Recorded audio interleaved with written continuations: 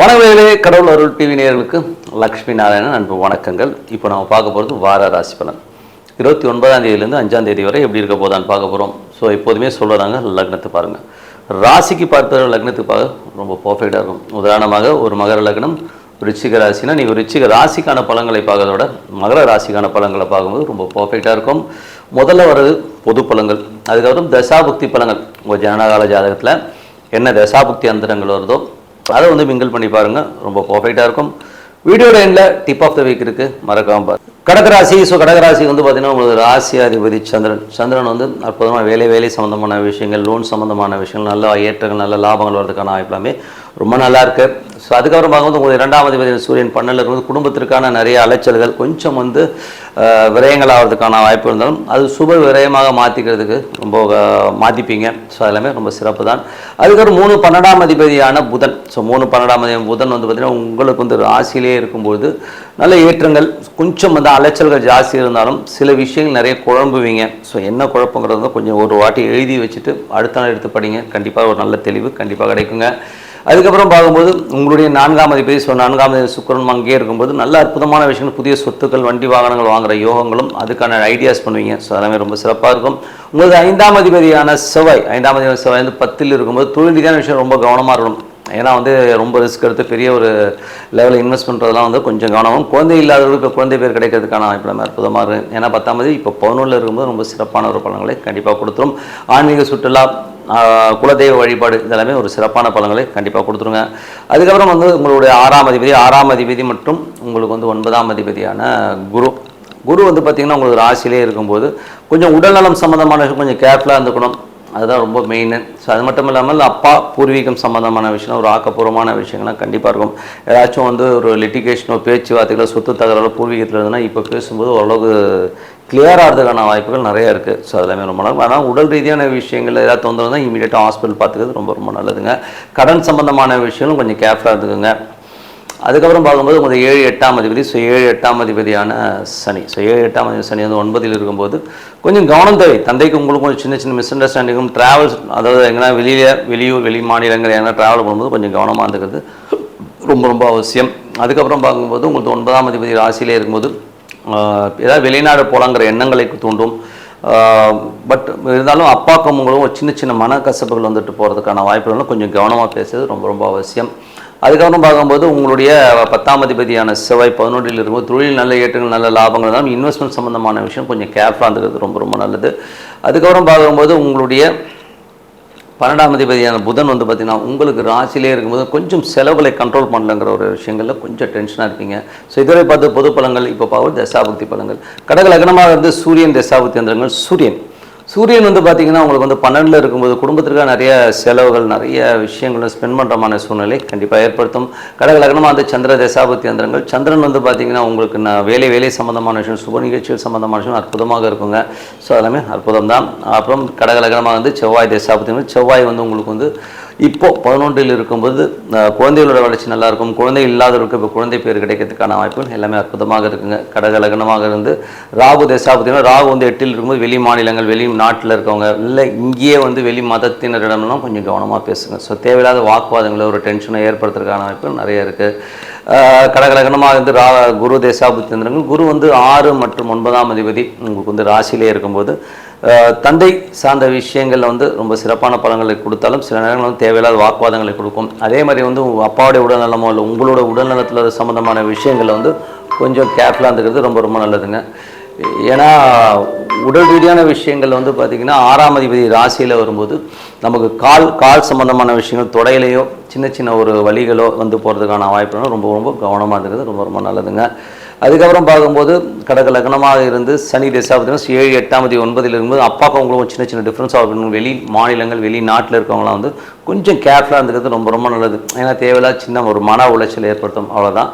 அதுக்கப்புறம் கடக லக்னமாக வந்து புதன் தசாபுத்தி அந்த 3 12ஆம் அதிபதி ராசியிலே இருக்கும்போது கொஞ்சம் அலைச்சல்கள், தேவையில்லாத ஒரு சந்தேகங்கள்லாம் வந்து வரும். அதை மட்டும் கொஞ்சம் அவாய்ட் பண்ணி எது உண்மையாக நடந்துட்டு போட்டோம்னு சொல்லிட்டு நம்ம பாட்டுக்கு நம்ம வேலையை பார்த்து போகிறது ரொம்ப ரொம்ப நல்லது. கடகலகனமாக வந்து கேது தேசம் கேது 2ல் இருக்கும், கொஞ்சம் வெடு கொடுக்குன்னு பேசும், கொஞ்சம் இடகுடமாக பேசுறதுக்கான கொஞ்சம் கவனமாக பேசுறது ரொம்ப ரொம்ப நல்லது. கடகலகனமாக வந்து சுக்கிர தேசாபதினு சுக்கிரன் வந்து உங்களுக்கு 11ஆம் அதிபதி ராசியிலே இருக்கும்போது புதிய நிலபுலன்கள் சொத்துக்கள் வாங்கலாங்கிற எண்ணங்களை எல்லாமே ஏற்படுத்துங்க. மற்றபடி என்னை பொறுத்த ஒரு நல்ல ஒரு பிரார்த்தனை, மனதார இறைவனை பிரார்த்தனை கண்டிப்பாக நம்ம அடுத்த லெவல் போகிறதுக்கான ரொம்ப சிறப்பாக இருக்குது. Tip of the week. So tip of the வீக்கில் வந்து பார்த்தீங்கன்னா இந்த முறை நம்ம பார்க்கும்போது பௌர்ணமி. ஸோ பௌர்ணமி வந்து பார்த்திங்கன்னா இந்த வாட்டி வந்து 29ஆம் தேதி திங்கட்கிழமை மணிக்கு வருதுங்க. மிஸ் பண்ணிடாதீங்க. என்றைக்குமே வந்து 2 தேதி ரொம்ப ரொம்ப முக்கியமான தேதி. ஒன்று பௌர்ணமி, இன்னொன்று அமாவாசை. அதில் வந்து நம்ம என்ன பண்ணோன்னா நம்ம மூதாதையர்கள் வழிபாடு பண்ணுறது, சித்தர் பெருமாட்களை வழிபாடு பண்ணுறது எல்லாமே ரொம்ப முக்கியங்க. அதுவும் குலதெய்வ வழிபாடு ரொம்ப ரொம்ப முக்கியம். இந்த 3 விஷயத்தையும் நீங்கள் பண்ணிட்டு வந்தாலே லைஃப்பில் வந்து உங்களை வந்து அப்படியே கையில் வந்து யாரோ தாங்கி அப்படி கொண்டு போகிற மாதிரி ஃபீலை கண்டிப்பாக நீங்கள் உணர முடியும். இது வந்து நீங்கள் வழிபாடு பண்ணுங்கள். ஸோ முக்கியமாக பௌர்ணமிக்கு என்னென்ன பண்ணணும்னு சொல்கிறோம். பௌர்ணமி அன்னைக்கு வந்து பார்த்திங்கன்னா வீட்டில் வந்து விளக்கேற்றி வச்சுட்டு ஒரு வெள்ளி டம்ளர் இருந்தால் வெள்ளி டம்ளர், ஸோ வெள்ளி டம்ளர் இல்லைன்னா ஒரு புது ஸ்டெயின்லெஸ் ஸ்டீல் டம்ளர் அட்லீஸ்ட் அதுக்குன்னு தனியாக வச்சுக்கோங்க.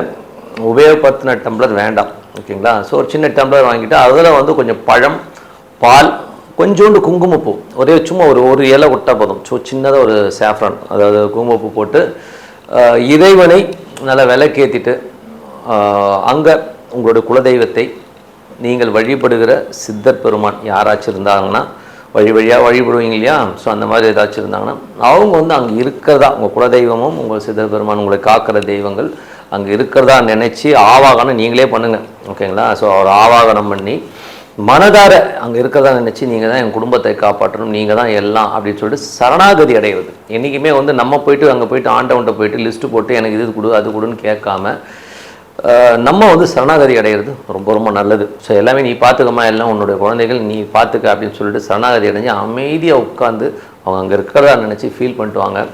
அது ஒரு அற்புதமான பலன்களை கொடுக்கும். அதே நேரத்தில் சில ஜாதகங்களில் பார்த்தீங்கன்னா இந்த குரு கேது தொடர்பு இருக்கும், ஏதோ ரூபத்தில் இருக்குன்னு வச்சுக்கோமே. குரு கேது ஸ்டாரில் இருக்கிறது, குருக்கும் கேதுக்கும் ஒரு பார்வை இருக்கிறது, கேது குரு ஒன்றா இருக்கிறது, இதெல்லாமே ஒரு குரு கேது தொடர்பு. இது வந்து எப்படி வெளிப்படும்னா காலகாலமாக, எத்தனையோ காலகாலமாக பார்த்தீங்கன்னா பிறந்ததுலேருந்தே வந்து பார்த்திங்கன்னா எனக்கு கடன் வந்துகிட்டே இருக்குங்க, பிறந்ததுலேருந்தே எனக்கு வந்து ரொம்ப உடம்பு படுத்தி எடுக்குதுங்க, பிறந்ததுலேருந்தே வந்து எனக்கு கடன் இல்லாமல் இருந்ததே கிடையாதுங்கிற சூழ்நிலையில் நிறைய பேர் இருந்திருக்காங்க. ஸோ அந்த மாதிரி இருக்கிறவர்கள் கண்டிப்பாக இந்த பௌர்ணமி அன்னைக்கு சித்தர் சமாதிகளுக்கு போயிட்டு ஒரு 1/2 மணி நேரம் உட்காருங்க. இன்றைக்கி வந்து சித்தர் சமாதிகள்லாம் பார்த்திங்கன்னா நல்ல கூட்டம் இருக்குது, நிறைய பேர் வந்து தங்குறாங்க. ஸோ அந்த மாதிரி வந்து நீங்கள் எனக்கு வழியே தெரியலைங்க, நாளைக்கு என்ன பண்ண போகிறேன்னு தெரியல, என் வாழ்க்கைக்கு அடுத்த ஸ்டெப் என்ன வைக்கிறதுன்னு எனக்கு ஒரு ஐடியாவே இல்லை அப்படின்னு சொல்கிறவங்க தயவு செய்து பௌர்ணமி அன்னைக்கு சித்தர் சமாதிக்கு போய் உட்காருங்க. எனக்கு தெரிந்த ஒரு நண்பர் இந்த மாதிரி தான் ரொம்ப நாட்களாக அவர் வந்து ரொம்ப சைக்கிளில் போயிட்டு இருந்தார்னு வச்சுப்போமே, ரொம்ப சைக்கிளில் போயிட்டு ரொம்ப கடைநிலை ஊழியர். அவர் மிஞ்சி போனால் அந்த காலத்தில் வந்து பார்த்திங்கன்னா ஒரு 500-600 ரூபா சம்பளத்தில் வேலை பார்த்துருந்தவர். நெக்ஸ்ட் ஸ்டெப்பு என்னன்னே தெரியலன்னு சொல்லிட்டு ஓடிட்டு இருந்தார். யாரோ ஒருத்தர் சொன்னாங்க, அவர் என்ன பண்ணுவார்னா பாம்பன் சுவாமிகள் கோயிலில் போய்ட்டு படுத்து தூங்கிடுவார். ஸோ படுத்து தூங்கிட்டு அங்கேயே தூங்கி பௌர்ணமிக்கு அதுக்கப்புறம் காலைல எழுந்து வருவார். ஸோ அந்த மாதிரி பண்ண ஆரம்பித்து அதுக்கப்புறம் அவருக்கு நல்ல வேலையில் அமர்ந்து அதுக்கப்புறம் அவர் லைஃப் டோட்டலாக மாறி இன்றைக்கி வந்து ரிட்டையர்மெண்ட் ஸ்டேஜில் ஆயிடுச்சு அவருக்கு. பட் இன்றைக்கி வந்து ஒரு நல்ல நிலைமையில் இருக்கார்.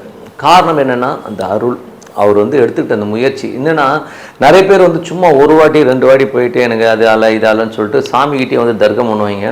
எனக்கு தெரிஞ்ச ஒருத்தெல்லாம் வந்து பார்த்தா எனக்கு சாமி ஒன்றும் செய்யலைங்க, அந்த சாமிக்கு நான் ஒன்றும் செய்ய மாட்டேங்க அப்படின்னு சொல்லிட்டு தர்க்கம் பண்ணுறவனாக இருக்கான். அந்த மாதிரி இருக்கக்கூடாதுங்க. நம்மக்கிட்ட வந்து சரணாகதி தாங்க. இறைவனுக்கு மீறி என்னங்க இருக்குது? நாளைக்கு நம்ம என்ன சாப்பிட போகிறோம் நமக்கு தெரியுமா? தெரிய போகிறதில்ல. நாளைக்கு நமக்கு என்ன நடக்க போகுது தெரியுமா? எதுவுமே தெரிய போகிறதில்ல. ஸோ சரணாகதி அடைஞ்சு பாருங்களேன், எல்லாமே நீதாம்மா நீ பார்த்துக்கமான்னு சொல்லிட்டு நீங்கள் உங்கள் வேலையை பார்த்துட்டு போங்க, ஆட்டோமேட்டிக்காக. ஸோ இந்த மாதிரி வந்து ஒரு கர்மிக் காலகாலமாக உங்களுக்கு தொடர்கிற கர்மாக்கள், காலகாலமாக உங்களுக்கு இருக்க கடன் பிரச்சனைகள், உடல் உபாதைகள் போகணுன்னா போயிட்டு இறைவனை, அதுவும் ஒரு சித்தர் சமாதிகளுக்கு போயிட்டு ஒரு 15 அட்லீஸ்ட் ஒரு 1/2 மணி நேரம் உட்காருங்க. உங்கள் லைஃப் டோட்டலாக மாறும் கண்டிப்பாக. இது வந்து பார்த்திங்கன்னா நான் சொல்லி நிறைய பேருக்கு மாறி இருக்குது. கண்டிப்பாக வந்து இது பண்ணுங்கள். வர பௌர்ணமி 29ஆம் தேதி திங்கட்கிழமை வருது. மறக்காமல் போயிட்டு உட்காந்து பாருங்கள்.